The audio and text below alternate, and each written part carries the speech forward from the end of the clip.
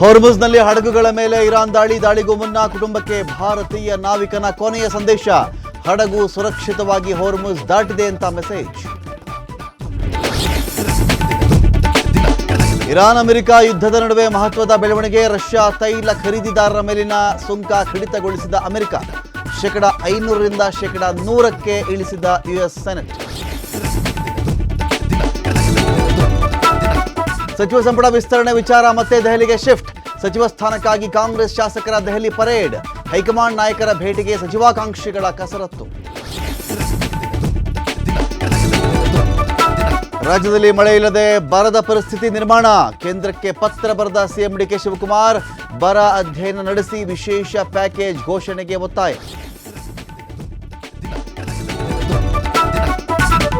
ತಮಿಳುನಾಡಿನ ಕನ್ಯಾಕುಮಾರಿಯ ಸಬ್ ಜೈಲ್ನಲ್ಲಿ ಕಸ್ಟಡಿ ಸಾವು ಕೇಸ್.